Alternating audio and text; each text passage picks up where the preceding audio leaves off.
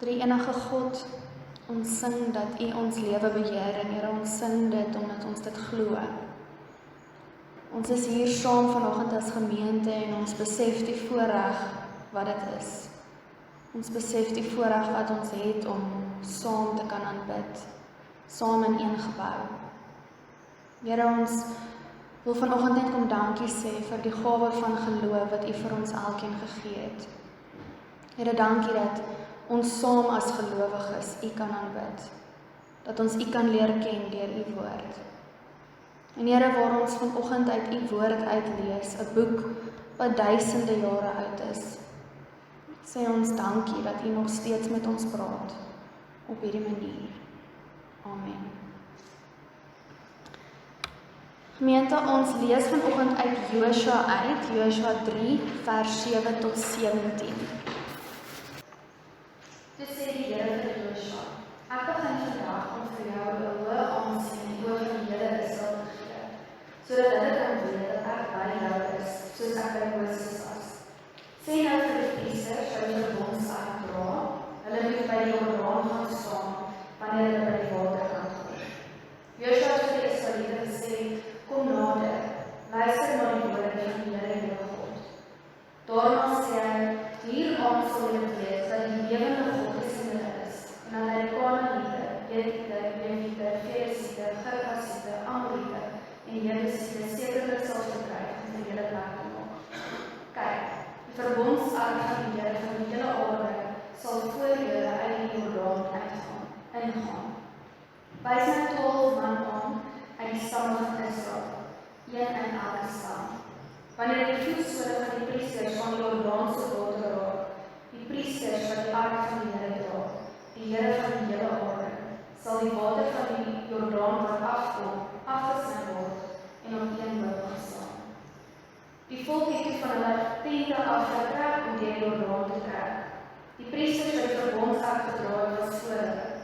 Die draers van die ark het by die Jordaan aangekom. Gedurende die hele besit is die Jordaan gewoonlik vol, oor al sy oewers. Toe die voete van die priesters wat die ark dra in die vlakwater kom, het die waterkant afkom gestaan. Dit op een hoop gestaan, ver boot by Arna, die stad langs Sarepta. Die water wat afloop na die see in die Jordaanvallei, die Soutsee, was heeltemal afgesny. Die volk het regtig deur die deur getrek. Die priesters wat die verbondsark van die Here dra, het daar binne in die Jordaan op die droë bedding gaan staan, terwyl die hele Israel oor die droë bedding deurgaan, tot die hele nasie uiteindelik deur die Jordaan is. Ons lees net tot hier vanoggend. Nou vandag se teks, gaan ek vir julle sê, was een van die moeilikste tekste wat ek nou al moes voorberei het. Maar vandag se teks is deel van 'n groter verhaal. Dis deel van 'n groter verhaal van Israel, van God se verhaal met sy mense. En daarom gaan ons bietjie kyk na die groter verhaal ook vanoggend.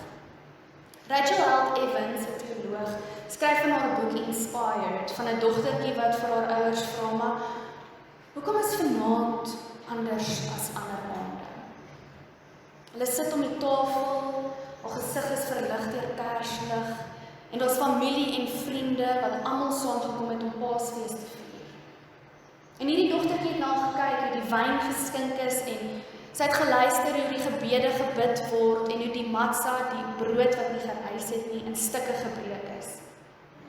En terwyl sy so kyk vir die mense rondom die tafel, ruik sy die hoender en die gebakte aartappels. Maar sy kan nog nie geëet het nie, want sy kyk te veel rond en sy is in verwondering. Op haar bord is daar 'n gekookte eier en 'n skenkelbeen, 'n blaarslaai, seldery en 'n skippie charousai. Nou sy kyk na hierdie charousai, hierdie mengsel van appels, amandels, heuning en kaneel, en sy weet nie hoe sy dit gaan eet nie. Dit lyk vir haar baie vreemd, maar as sy dit probeer, dan gaan sy mal wees daaroor. Alles op hierdie bord het 'n verhaal. En alles verteenwoordig iets. Die Jode wat daar sit, kyk na die charousai en hulle dink aan die sement waarmee hulle die Egiptiese store gebou het. En die seldery op hulle bord doop hulle dan in soutwater en dit herinner hulle aan die trane wat al gevloei het. Almal om daai tafel leun diep in hulle stoele in. En dis 'n voorreg wat net vrye mense kon geniet het. Nou kan hulle ook. Hulle leun terug en hulle dink daaraan dat God hulle vrygemaak het. Dat God vir hulle 'n nuwe identiteit gegee het. En wanneer almal om die tafel dan nou klaar geëet het, dan begin die verhale. En dis waarvoor hierdie dogtertjie gewag het. En sy vra weer, maar hoekom? Hoekom is vanaand anders as ander aande? Hoekom eet ons so en sing ons en vertel ons alles vir mekaar? En dan, soos elke jaar, begin die verhaal deur een ouer persoon. En sy luister. En sy word meegevoer deur hierdie verhaal, wat ook haar verhaal is. Die een persoon aan tafel begin te vertel. Maar onthou jy, hoe God vir Abraham beloof het, dat sy nageslag so baie soos die sterre sal wees? Onthou jy dit? God hou beloftes. En hierna was ons in Egipte, maar God het deur Moses gewerk. Moses het vir die farao gaan vra dat die mense kan gaan. En daar was donkerte, en daar was bloed, en daar was paddas, en dood, en die mense kon gaan. Maar hulle moes vinnig gegaan het. So vinnig dat hulle brood nie eers tyd gehad het om te reis nie. Dis hoekom ons brode so lyk, vertel ek. Ons onthou daardie aand. Hierdie dogtertjie luister, sy hoor oor die mense wat vlug, oor die Rooi See wat oopmaak, en oor God wat getrou bly. Hierdie aand hou lank aan, hulle vertel, en hulle luister, en hulle onthou. Ons mag nie vergeet om te onthou nie. Daar word vertel dat selfs in Poland tydens die Tweede Wêreldoorlog as die Paasfees gevier. Dis 'n bevrydingsverhaal, deel van die Exodus-verhaal. Hierdie verhaal van bevryding het al miljoene mense se identiteit help vorm. Want dit is meer as 'n verhaal. Die refrein, laat my mense gaan, is al gesing en geskree en gepleit. En sien ons 'n lyn reg deur die Bybel. 'n Lyn van 'n soeke na geregtigheid. 'n Soeke na vryheid. Daai refrein wat ons al so baie gehoor het, waar armes versorg word en vreemdelinge omarm word.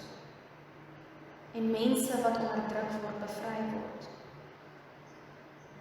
En na hierdie gebeure wat hulle onthou het, was daar 40 jaar in die wildernis. Die wildernis. Dis 'n plek van ongemak, 'n plek wat vreemd is, 'n plek wat onbekend is, 'n plek wat tussenin is. 40 jaar lank in die wildernis is 'n lang tyd. Nou 40, die getal 40 dra 'n bepaalde betekenis in die Bybel en dit simboliseer 'n tydperk waar dit moeilik gaan. 'n Tyd waar jy dalk nie 'n tuiste het nie. 'n Tyd waar jy moet wag, waar jy leef met verwagting. Hulle praat van 'n liminale spasie, daai tussenin. Dis die begin van iets en die frustrasie van die onbekende en juis daar in die middel ergens. Nou daar's baie verskille tussen ons en die Israeliete. Ons leef in die tyd na Jesus. Jesus wat alles kon verander het. Ons kyk terug na die verhaal. Hulle was deel van die verhaal. Maar as gelowiges kan ons vir mekaar sê dat daar ook verskeie ooreenkomste is. Ons luister ook nog na God, soos die Israeliete. Ons gaan ook deur hierdie liminale spasies, wagtend op die beloftes van God. Ons word ook geroep na die ongemaklike plekke van wildernis. Hierdie plekke waar daar van ons gevra word om oorgange te maak, om daai deurgang te waag, of daai verandering te ondergaan. Ons ken tye van verandering. Dis baie keer moeilik, of seer, of ongemaklik. Daar is ook mooi daarin. Maar iets wat daar altyd is, in hierdie wildernistye, is 'n mate van stres. En ons kan vanoggend vir mekaar vra, maar hoe verstaan ons God se teenwoordigheid in hierdie tye van verandering? Hoe verstaan ons God se teenwoordigheid in hierdie tye van wildernis? Die Israeliete het die verbondsark saam met hulle gedra en die ark het vir hulle gesimboliseer dat God teenwoordig is. Hulle trek die heeltyd so. Dit is die konstante van God se teenwoordigheid. Nou, die wildernis lyk nie dieselfde vir ons as wat dit vir hulle gelyk het nie. Die wildernis lyk anders. En in hierdie wildernis gebeur daar verskillende dinge. Dit kan 'n moeilike swangerskap wees. Die wildernis kan daai tyd wees na 'n egskeiding. Of die afwagting van daai oproep van die dokter af. Dalk was die wildernis vir van ons hierdie jaar isolasie alleen tydens lockdown. Die wildernis is baie keer daai tyd tussen siek word en genesing. Dalk is jou wildernis daai tyd tussen gesprekke met jou volwasse kind. Of daai uitdagende tyd wat jy vir iemand moet sorg. Dalk is jou wildernis 'n tydperk van twyfel. Ons almal ken die wildernis. Maar iets wat hierdie wildernis tye ons leer, is dat belangrike take eendag op 'n slag gebeur. Alles gebeur nie aan die einde nie.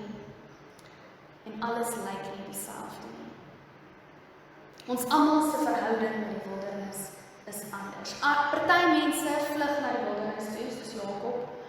Ander mense word in die wildernis ingeforseer, soos Israeliete. Ander mense soos Elia gaan soontoe om weg te kom van vervolging af. Jesus gaan soontoe om voor te berei vir sy publieke bediening. In die wildernis gebeur daar belangrike goed. Die tydperk, daai liminale tydperk is belangrik. 'n Paar voorbeelde in die Bybel. Jakob en God stoei in die nag tussen. Moses het hierdie ontmoeting met God in die brandende bos. Johannes die doper leef in die wildernis, maar hy doop mense en hy berei die pad voor vir Jesus.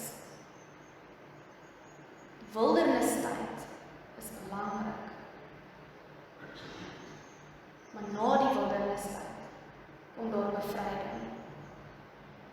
En vandag lees ons van die Israeliete se oorsteek van 'n grens, van die reis deur die rivier. En dit laat ons terugdink aan die eerste Exodus verhaal, waar die Israeliete deur die Rooi See gegaan het, weg van die Farao af. Nou is daar weer 'n deurgang. En na 'n lang tyd van wildernis kan ons vrae begin ingryp. Vrae soos, hoe weet ek of die belofte van God gaan waar word? Hoe weet ek of ek regtig op God kan vertrou? Joshua vra dalk nie die vraag nie, maar mense voor hom en na hom het gevra, hoe weet ek? Hoe weet ek of dit wat God beloof sal waar word? Hoe kan ek in 'n toekoms vertrou waar God gaan doen wat God sê? Hierdie verhaal wat ons gelees het vanoggend wys vir ons iets van die betroubaarheid van God. Die Israeliete het na 'n lang tyd die beloofde land ingegaan. Dit was nie maklik nie en dit was nie vinnig nie. Nou, hier kom die ongemaklike deel. Die doel van die Israeliete wat deur die rivier trek, is om die mense van die ander land ook oor te neem. Die mense van die land van Kanaan. En ons kan nie verby dit kyk nie. Hierdie teks wat ons vanoggend gelees het al baie pyn veroorsaak. Baie mense deur die geskiedenis het Josua se intog in Kanaan al gebruik om hulle eie optrede te regverdig, om mense aan te val, om mense dood te maak. Ons kan nie verby dit kyk nie. Enige tyd wat die Bybel gebruik word om mense te onderdruk, het ons gefaal. Enige tyd wat die Bybel gebruik word om mense uit te buit en ons eie omstandighede te regverdig, moet ons weer dink oor die wil van God. Nou onthou, ons verskil, ons omstandighede verskil van die Israeliete. As Nuwe Testamentiese gelowiges lees ons die Bybel en ons sien hier raak hoe God teenwoordig is. Dis wat ons sien in hierdie teks. Dat God 'n God is wie se beloftes altyd waar word. Dat God 'n God is wat mense bevry. Dat God voorsien. Dat God getrou is. Maar dalk selfs die grootste een, dat God teenwoordig is. Ons gaan deur die wildernis. Ons word ook bevry. Ons bevryding lyk anders as die van die Israeliete. Somtyds is die bevryding wat ons nodig het, die bevryding van ons eie gemak en gesprekke met mense soos ons. Ons bevryding uit ons eie wildernis. Bevryding gebeur nie net eenmalig nie, en dit kan verskillend lyk. Dalk het van ons al bevryding beleef as daai tyd, toe ek weer okay was om alleen te wees na 'n geliefde se afsterwe. Daai tyd, toe ek goeie nuus gehoor het na jare se wag. Dalk was bevryding toe 'n verhouding herstel is. Toe ek weer my familie kon sien. Of daai tyd, toe twyfel in my stiller geword het. Soos die dogtertjie aan die begin, kan ons nou vir mekaar vra, maar hoe vertel ons hier? Hoekom kyk ons terug en ons sien hoe die Israeliete gevlug het en hoe hulle in die wildernis was en hoe hulle nou deur die Jordaanrivier getrek het? Hoekom dink ons aan ons eie wildernisstye? Aan ons getuienisse van God wat ons bevry? Ons vertel dit vir mekaar om te onthou. Want deur dit vir mekaar te vertel, onthou ons dat God se beloftes waar word. Dalk is vanoggend se verhaal iets soos 'n boekeinde. Die wildernisverhaal wat vasgehou word tussen die waters. Eers die Rooi See en nou die einde van die boek. Die deurgang by die Jordaanrivier. Dit is die einde van die storie, maar dit is die begin van die storie. Die hoofstuk van Moses en die pla en Farao, dis klaar. Daar was 40 jaar wat verloop het. En nou gaan hulle weer deur.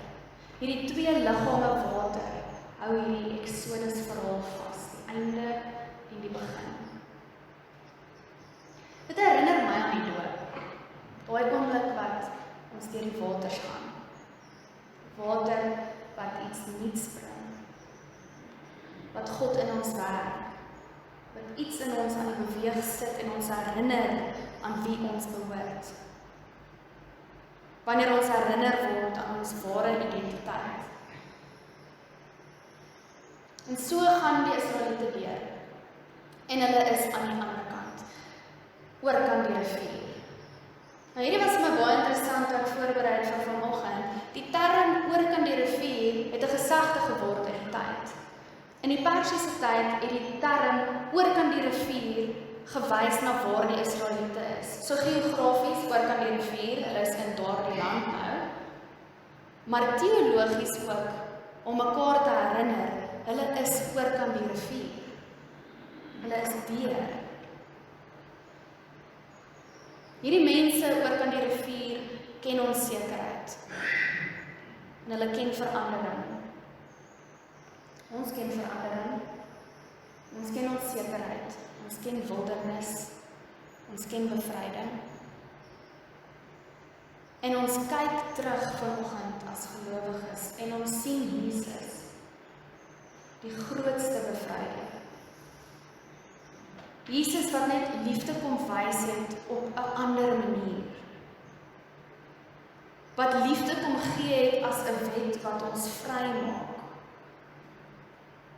Slaaf en slaaf-eienaar, almal. Die liefde wat Jesus vir ons kom wys het, is die beste bevrydingsverhaal.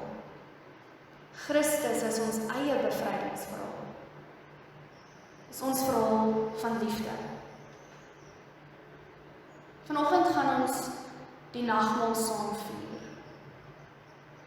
Ons gaan onsself herinner aan hierdie liefde. Daardie dogtertjie wat aandagtig geluister het na die verhaal van haar mense wat bevry is en van God wat teenwoordig is. Dis op ons. Ons verhaal wat ons weer en weer vertel en weer leef. Die verhaal van Jesus se liefde wat ons bevry. Vandag vertel ons die verhaal fisies deur die nagmaal. Ons vertel dit saam en ons vertel dit tasbaar. Hoekom? Om te onthou. As ons terugkyk deur die hele Bybel, en sê ons dankie dat U nooit mense alleen los nie. Dat U altyd saam met ons is. Vir ons bely vanoggend dat ons in U glo. Dat ons saam met alle gelowiges U aanbid. As ons Vader en ons Verlosser, die Gees wat ons woon. Here, dankie vir die voorreg om te onthou. En mag ons nooit die waarde van ons eie getuienis